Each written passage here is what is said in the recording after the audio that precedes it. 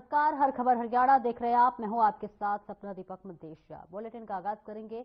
हरियाणा के मुख्यमंत्री नायब सिंह सैनी ने कहा कि केंद्र और हरियाणा की सरकार किसानों की सच्ची हितैषी है। इसी को साक्ष्य है कि हरियाणा ने किसानों की 100% फसलों की एमएसपी पर खरीद की है और 12 लाख किसानों के खाते में 1,25,000 करोड़ रुपए डाले गए हैं।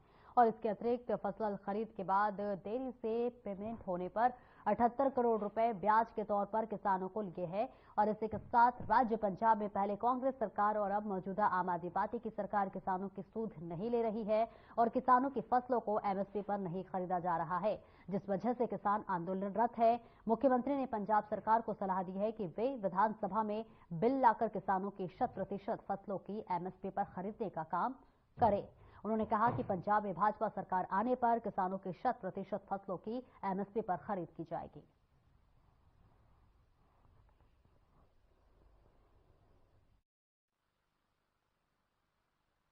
हमारा समाज का एक गौरवशाली इतिहास है, हम सब जानते भी हैं।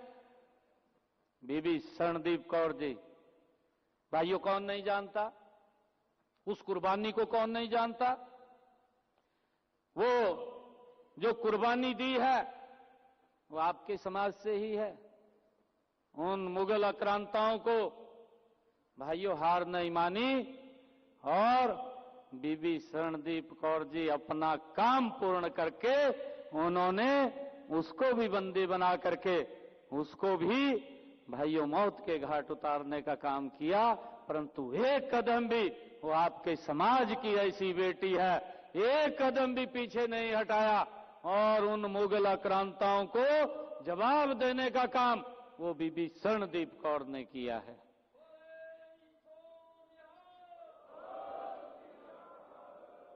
ये हमारे लिए बड़े गर्व की गल है। हमारा इतिहास ये गौरवशाली इतिहास है।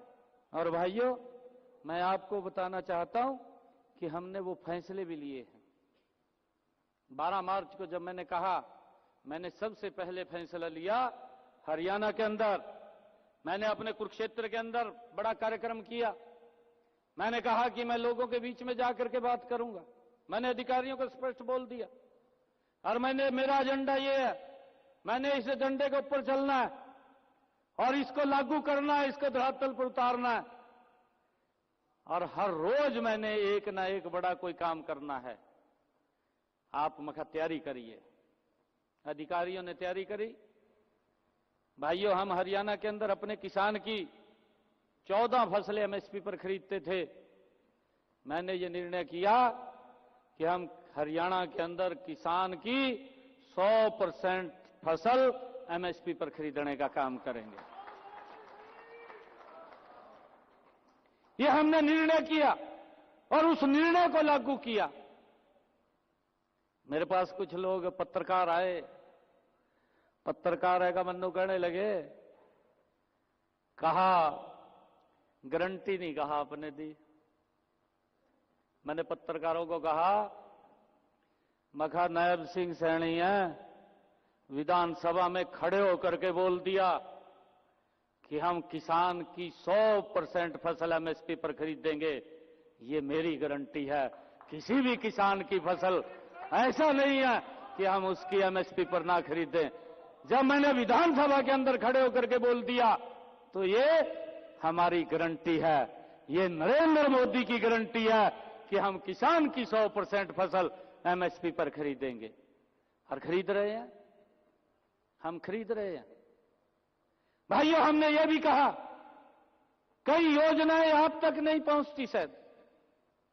केंद्र का अपना एजेंडा है, स्टेट का अपना एजेंडा है। केंद्र भी अपने तरीके से कुछ फसलें खरीदता है, कुछ फसलें स्टेट खरीदता है। प्रधानमंत्री जी ने प्रधानमंत्री फसल बीमा लागू किया। भाइयों, लागू किया। मैं आपको बताना चाहता हूं, हमारे हरियाणा के अंदर 10 साल कांग्रेस की सरकार रही और अब हम 11वें साल के अंदर हैं। ये आंकड़ों की बात है। 10 साल के अंदर कांग्रेस पार्टी ने किसान के खराबे का मुआवजा 55 करोड़ रुपए दिया कांग्रेस ने। 10 सालों में 1155 करोड़ रुपया हमारी सरकार ने 10 सालों के अंदर किसान की अगर हरियाणा में फसल खराब हुई है 13,500 करोड़ रुपया डायरेक्ट किसान के खाते के अंदर पहुंचाने का काम किया। भाइयों, इच्छा शक्ति होती है काम करने की, बात करने से नहीं होता, करने से काम होता है। और हमने एक नहीं है, हर क्षेत्र के अंदर हमने मजबूती से उसको आगे बढ़ाने का काम किया है। मैं आप लोगों से भी आग्रह करूंगा, मैं समाज के बीच में आज यहां पर आया हूं। मैं पहले भी लगातार, ऐसा नहीं है कि मैं आज ही पंजाब के अंदर आया हूं, मैं लगातार जब भी इलेक्शन हुए हैं, कभी भी कोई भी इलेक्शन हुआ है पंजाब का, जब से मैं पार्टी में काम करना शुरू किया, मैं हर बार पंजाब के अंदर। हरियाणा सरकार के 100 दिन पूरे होने पर इसको लेकर हरियाणा के कैबिनेट मंत्री विपुल गोयल ने अपनी प्रतिक्रिया देते हुए हरियाणा सरकार के 100 दिन पूरे होने की सराहना की है। विपुल गोयल ने कहा है कि 100 दिनों के कार्यकाल में नायब सरकार ने कई अहम फैसले लिए हैं, जो कि आने वाले समय में हरियाणा के लिए मील का पत्थर साबित होंगे। साथ ही भूपेंद्र सिंह हुड्डा की तरफ से 100 दिन सरकार के पूरे होने के बयान पर पलटवार करते हुए कहा कि वो विपक्षी हैं और वो अपनी विपक्ष की भूमिका निभा रहे हैं, पर उन्हें समझना चाहिए कि जो काम सरकार ने अच्छे किए हैं उनकी सराहना भी करनी चाहिए।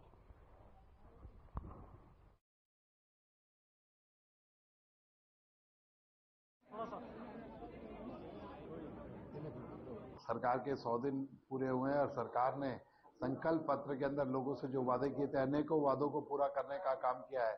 और आने वाले दिनों में मुख्यमंत्री जी प्रेस कॉन्फ्रेंस करेंगे, स्वयं बताने का काम करेंगे कि 26,000 युवाओं को नौकरी देने के साथ साथ संकल्प पत्र के अंदर अनेकों काम सरकार ने जनता की भलाई के लिए किए हैं, वो स्वयं आपको बताने का काम करेंगे।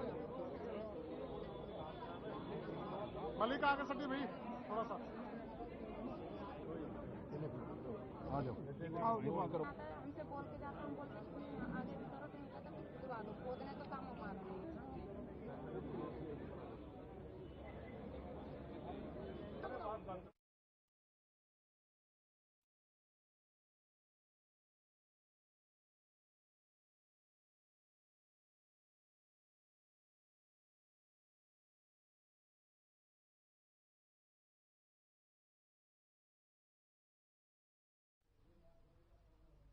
और फरीदाबाद में एक अनोखी चोरी की घटना सामने आई है, जहां पर आपको बता दें कि एक व्यापारी के घर से महिलाओं के सिर के पुराने बाल और नकदी सहित लगभग 9 लाख रुपए का सामान चोरी हुआ है।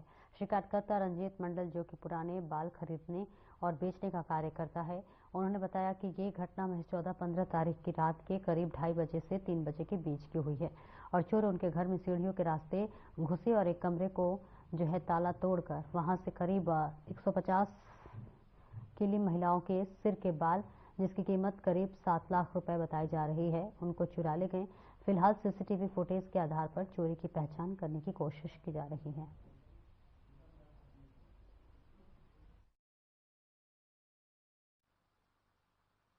हाँ, हमारा घर से आज 14 तारीख को रात को, मतलब 15 तारीख सुबह जब होता है, मतलब उसी टाइम था, सीसीटीवी में दिखा रहा 2:55 से लेकर 3 बजे का कुछ टाइम तक, उसी समय में हमारा घर से चोरी हो गया बाल, और बाल का अंदर मैं पैसा छुपा के रखा था। कैसे बाल? लेडीज का कंघी से झड़ जाता है, वही वाला बाल। तो आप क्या खरीद फरोख्त का काम करते? हाँ, मैं खरीदार हुआ। कितने बाल थे लगभग? मतलब 150 किलो से ज्यादा था। क्या कीमत थी उनकी? वो कम से कम फुल कीमत 9 लाख से 10 लाख होगा। फुल कीमत 10 लाख तो होगा ही, उससे ज्यादा ही होगा। और पैसा था 2,13,000।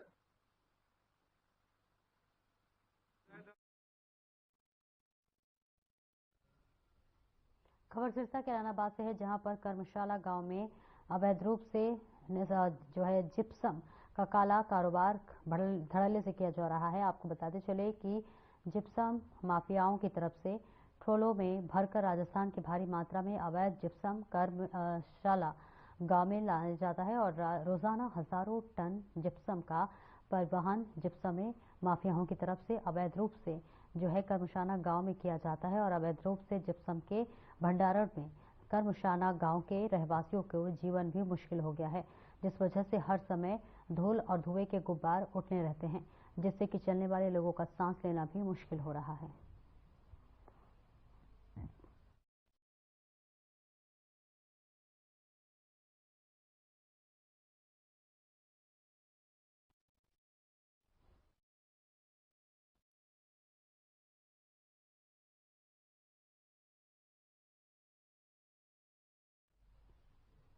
केंद्र सरकार ने 14 फरवरी की किसानों की मीटिंग का निमंत्रण दिया है, जिसको लेकर जगजीत सिंह डल्लेवाल का इलाज कर रहे डॉक्टर राज स्वैमान सिंह का बड़ा बयान सामने आया है। उन्होंने क्या कुछ कहा है, आइए आपको सुनाते हैं। काफ़ी रिपोर्ट्स आ रही हैं वा जी मेरी टीम नाल गलबात हो रही है कि सरकारी नुमाइंदियां ने यह गल की है कि मैडिकल ट्रीटमेंट जी लै लो तो 14 तरीक को मीटिंग। ये किसानों के नाल बहुत वड्डा झूठ हो रहा। मैनू नहीं पता ये कौन शामिल आ, पर बंदा दवाइयां ते जिंदा नहीं रह सकता। मैं सारिਆਂ ਨੂੰ बेनती करदा हथ जोड़ के सरकार दियां चालां दे विच ना आओ। कोई डॉक्टर उत्थे कोई डॉक्टर सीगा सरकार वालों, वो किहड़ा सरकार दा डॉक्टर है जिन्हें यह गल की कि मैडिकल ट्रीटमेंट ना असीं डल्लेवाल साहब नूं 14 तरीक तक जिंदा रख सकते हैं। एडा वड्डा झूठ किसानां दे नाल हो रहा। मैं सारिਆਂ ਨੂੰ हथ जोड़ के बेनती बात, जे सरकार वाकई सीरीयस आ 14 तरीक तक क्यों वेट कर रहे हैं कि वो मर जाण। मैं हथ जोड़ के बेनती करदा किसानां नूं इस चाल का हिस्सा ना बनो। कोई बंदा दवाइयां दे उत्ते जिंदा नहीं रह सकता। दवाइयां दित्तियां जांदियां वा जदों किसी नूं बीमारी होवे, बीमारी दी।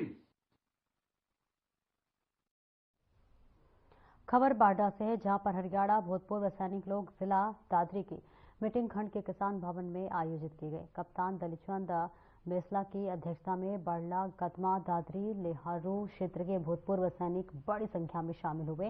मीटिंग में जो है जिला अध्यक्ष राजेश शिवराण ने संबोधित किया। उन्होंने कहा कि बाडरा स्टेशन पर सैनिक भवन का निर्माण किया जाना चाहिए, जिसके लिए स्थलीय विधायक और सांसद से मिलकर मांगे रखी जाएंगी। उन्होंने कहा कि इस क्षेत्र में बड़ी संख्या में सैनिक मौजूद हैं। कृषि प्रधान क्षेत्र होने के साथ साथ यहाँ के युवाओं का सेना की तरफ ज्यादा रुझान रहता है।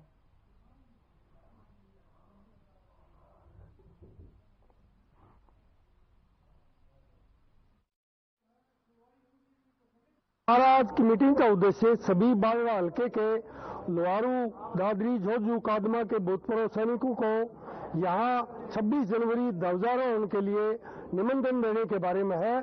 इस बार हम ये प्रोग्राम को जो है बाडरा स्टेशन पर ही मनाने के लिए पूरे भूतपूर्व सैनिकों को प्रेरित कर रहे हैं, ताकि अधिक से अधिक संख्या में आए और उसमें हम सांस्कृतिक प्रोग्राम, मनोरंजन और उनको बहुत ही अच्छी तरीके से सेलिब्रेट करें और प्रेरित करें।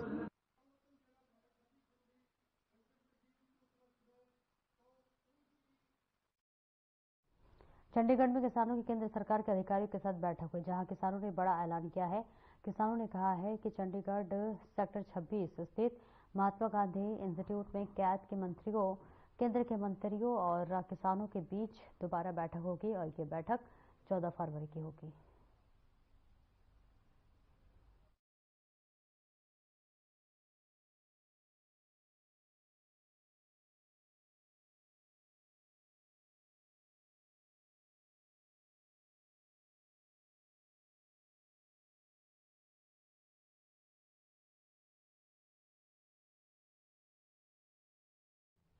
भाजपा मंडल तरावड़ी के चुनाव भाजपा कार्यालय में कराए गए, जिसके हल्के के विधायक भगवान दास कबीर पंथी ने हिस्सा लिया।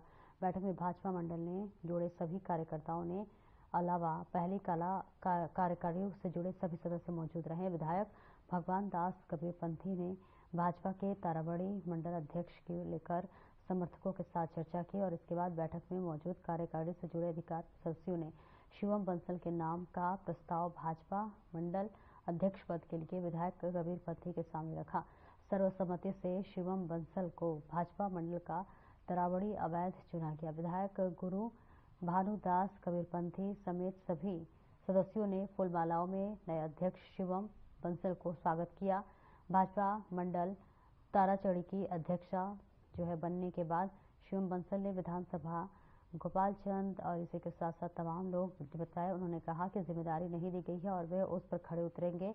भाजपा सरकार की नीतियों के आगे बढ़ाने का कार्य किया जाएगा। सदस्यों को भाजपा मंडल के साथ जोड़कर मजबूती से कार्य किया जाएगा। उन्होंने कहा कि हल्के के विधायक भगवान दास कबीरपंथी के नेतृत्व में चल रहे विकास कार्यों को और आगे बढ़ाया जाएगा। विधायक भगवान दास कबीरपंथी ने कहा कि शिवम बंसल सूद की जिम्मेदारी पर काफी मेहनत कर रहे थे और ऐसे में अब उन्हें भाजपा मंडल अध्यक्ष पद की जिम्मेदारी दी गई है।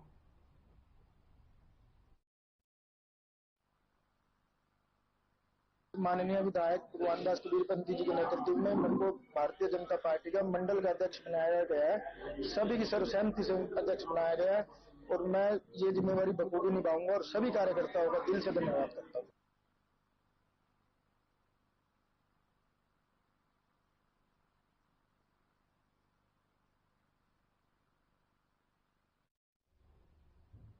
हरियाणा विधानसभा के अध्यक्ष हरविंदर कल्याण ने कहा कि सरकार का पैसा आम जनता का है, हमारा नहीं। हम तो केवल कस्टोडियन हैं। अधिकारी अपनी कार्यशैली में बदलाव लाएं और अपने काम को संजीदा तरीके से अंजाम दें। हम अपने आप को सौभाग्यशाली समझें कि हमारे माध्यम से जनता के काम कर रहे हैं, इसलिए क्वालिटी में समझौता कतई ना करें। अगर अपनी कार्यशैली में कुछ बदलाव करने की जरूरत है तो आज ही कुछ कर ले। कार्य को आगे बढ़ाने की सोच रखें, हमेशा आगे बढ़े। और हरजिंदर कल्याण ने लघु सचिवालय के महासागार में सीएम अनाउंसमेंट, पंचायत राज, NHAI, रेलवे तथा बड़ौदा विधानसभा क्षेत्र के साथ लगते नगरपालिका के विकास कार्यों की समीक्षा कर रहे थे। उन्होंने अधिकारियों को निर्देश दिए हैं कि पेंडिंग कार्य का जल्द शुरू करवाए और अंडर प्रोसेस कार्य को जल्द पूरा करवाए ताकि लोगों को सरकारी योजनाओं व विकास कार्यों का सीधा लाभ मिले और उनकी मूलभूत जरूरतें पूरी हो सके। हरविंदर कल्याण ने कहा कि सीएम अनाउंसमेंट को सभी विभागों के अधिकारी और प्राथमिकताओं में से शामिल करें ताकि कार्य जल्द से जल्द पूरा हो सके।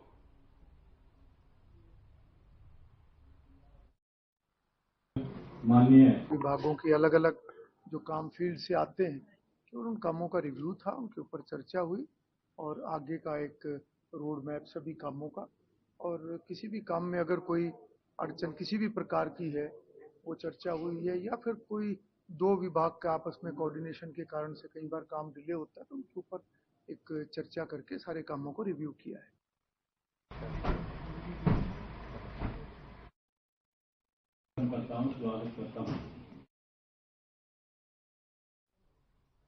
फिलहाल इस बुलेटिन में इतना ही। नमस्कार।